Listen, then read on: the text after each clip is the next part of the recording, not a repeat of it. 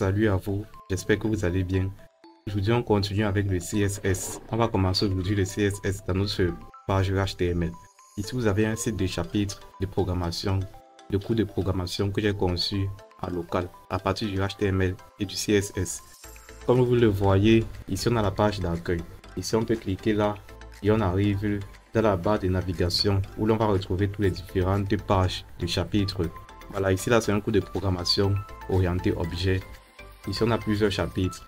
Et chaque chapitre représente une page. Si je passe sur ce chapitre, j'arrive sur une nouvelle page. Bienvenue sur la page du chapitre 1. Les couleurs de fond, les couleurs de texte, comme mise en forme, c'est du CSS qu'on a ajouté à une page HTML. Ici, le visiteur peut nous contacter. Il peut me contacter là. Ici également, il peut retourner à la page d'accueil. Ici, il peut aller à la page suivante. Moi, je retourne à la page d'accueil là.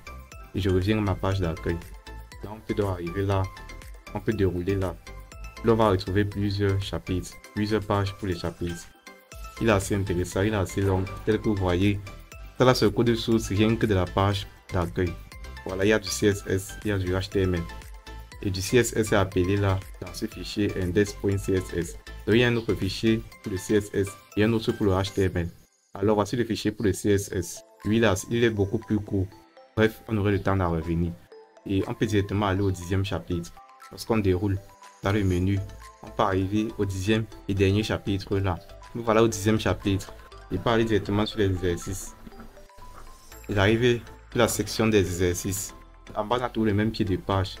Me contacter ici, retourner à la page précédente, retour à la page d'accueil. Voilà. C'est un petit site assez sympa que j'ai eu à faire en local. D'ici 5 tutoriels supplémentaires, je pense que vous tous vous serez capables de faire ça. Pour ceux qui ne savent pas encore, on va commencer avec le CSS, avec l'introduction du langage CSS, précisément le CSS 3. Le langage CSS signifie Cascading Style Sheet, qui a été créé en 1996, toujours avec la norme W3C. Ce langage c'est le style de présentation d'une page web. Le site de présentation d'une page HTML. Donc pour dire que pour faire du CSS, il faut d'abord faire du HTML et ensuite faire la mise en forme avec du CSS. Le style de texte, la police de caractère, la couleur du texte, le fond du texte, l'alignement, la marge, les dimensions, l'opacité, etc. Maintenant, on va utiliser la méthode recommandée pour le CSS. Je vais créer ici un nouveau fichier. Voilà, avec la structure de base. Puisqu'on va d'abord faire du HTML, on ne fait pas du CSS sans faire un peu de HTML. Je vais enregistrer cela. Test CSS avec l'extension .html. Je vais également créer un nouveau fichier. J'enregistre sous le nom par exemple style, le fichier du CSS qu'on va utiliser .css en minuscule. Voilà. J'ai donc deux fichiers. J'ai mon fichier test css.html et mon fichier style.css. Alors qu'est-ce que je vais commencer à faire? Je vais commencer d'abord à lier mon fichier CSS au fichier HTML. Je viens dans la balise d'entête red. Et je vais entrer ici là la balise link. Voilà, par défaut ça met déjà ça. On a rel qui signifie ici release. Dans le lien, on va lier cette page avec un fichier style sheet qui signifie feuille de style. Type, ça va être égal à test/css. Donc ça là c'est le type de notre fichier auquel on veut lier notre fichier HTML. Donc on veut lier cela avec un fichier CSS. Maintenant ici là, tout comme pour les images, tout comme pour les liens, on va juste mettre le nom de notre fichier CSS. Le fichier CSS se trouve juste à côté de notre fichier HTML. Donc, je peux directement mettre là style.css. Maintenant, ce qu'il nous faut faire, c'est éditer le fichier CSS. Alors, comment est-ce qu'on va faire notre fichier CSS?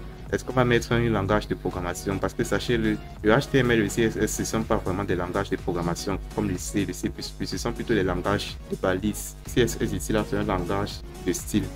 Le HTML, c'est un langage de balises. Tel que vous voyez les commentaires, on peut mettre les commentaires comme un langage C et C++. Mais sachez-le, le CSS n'est pas un langage de programmation, c'est un langage de style. Maintenant, dans le CSS, on va utiliser ce qu'on appelle les sélecteurs. Donc, le sélecteur va sélectionner ici là, les différents éléments du langage HTML pour lui appliquer un style. Je vais prendre un exemple. Je vais par exemple ici là, appliquer un style à l'élément body. L'élément body ici, là, on sait que c'est le corps de la page HTML. On est d'accord. Maintenant, je vais appliquer un style à ce corps là. Je vais d'abord mettre ce body et ensuite, je vais par exemple ici changer le fond de ma page HTML. Donc ici, je vais utiliser la notation RGB. Donc rouge, vert, bleu. J'enregistre directement. Lorsque j'enregistre, je viens là, J'enregistre aussi ici. J'enregistre aussi dans le fichier HTML. Je dois enregistrer dans les deux fichiers. Lorsque je l'ouvre, une page juste verte apparaît. Donc là, le fond maintenant de ma page est vert au lieu d'être blanche. Là, je peux insérer un élément, je peux insérer par exemple un paragraphe. J'enregistre et j'actualise dans le navigateur. Voilà, j'ai le paragraphe là qui apparaît. Je peux modifier la couleur de fond et voir les nuances de couleurs qu'on peut avoir. Je vais mettre ici par exemple 255 et là on actualise. Voilà, on voit que la couleur a légèrement changé. C'est du rouge mélangé avec le vert, ce qui va donner le jaune. Mais maintenant, est-ce qu'ici on peut directement mettre red par exemple pour dire rouge? Là, moi je ne sais pas, on va actualiser et voir. On actualise.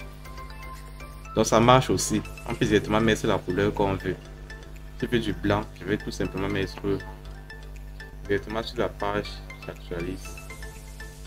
Je vais mettre le vert, CTRL S. Et on actualise là. Voilà, la page devient tout verte. Sélecteur pour le corps de la page. Ici là, on a des sélecteurs, des propriétés et ensuite on a les valeurs.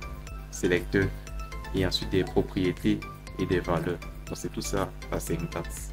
Alors je vais mettre par exemple blue. CTRL S. Et j'actualise dans le navigateur. Parce que j'actualise, ce texte se met en bleu. C'est pas forcément très visible. Je vais par exemple ici mettre yellow.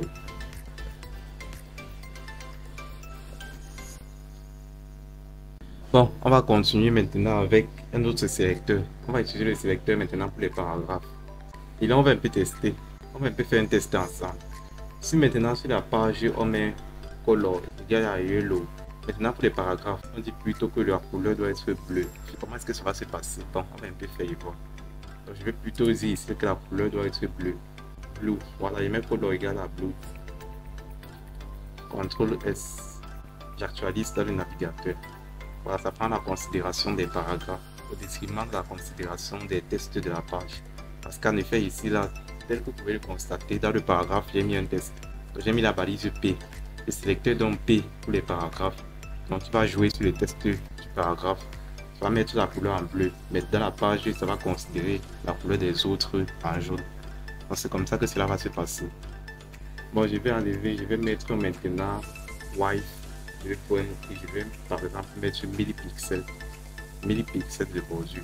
CTRL S et j'actualise. Voilà. Ici là, le test ne peut pas dépasser une certaine taille. D'abord, le test allait très loin. Maintenant, le test a été réduit. Donc, ça ne peut pas dépasser une certaine largeur. Ça dépend ici de la largeur de la page. De la largeur que peut occuper les éléments de la page. Je vais mettre par exemple 700 pixels. CTRL S. Et lorsque j'actualise, vous voyez, ça se réduit encore. Ça va se réduire. Au fur et à mesure que je vais diminuer. Donc maintenant, ce qu'on va faire, c'est qu'on va mettre small cap. On enregistre, on actualise et vous allez voir les effets. Ça met les textes sur une police, une petite police, mais en majuscule.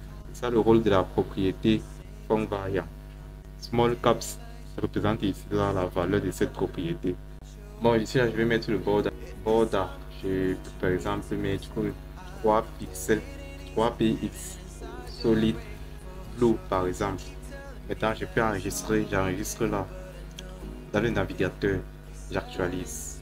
Voilà, ici on a les bordures qui se sont mises. 3 pixels, solid blue. Alors, ce sont des petits éléments comme ça qu'on peut faire, on peut s'amuser avec plusieurs choses. Vous pouvez vous amuser, faire des différents tests pour voir le fonctionnement. Maintenant, ici, là, dans la page, on va ajouter deux éléments. On va ajouter ici un titre H1. Un titre H1, par exemple, mettre ici bienvenue sur cette page. Et je vais aussi mettre une balise EM à l'intérieur de la balise P. Je vais mettre ici une balise EM. EM, c'est la balise pour mettre ici en valeur, pour faire une mise en valeur d'un test. Je vais mettre test mis en valeur. Test mis en valeur. Voilà, c'est un petit exemple. Je vais d'abord enregistrer. Dans le navigateur, j'actualise. Voilà, là j'ai testé mis en valeur. Regardez comment le test mis en valeur s'affiche. Voilà le titre H1.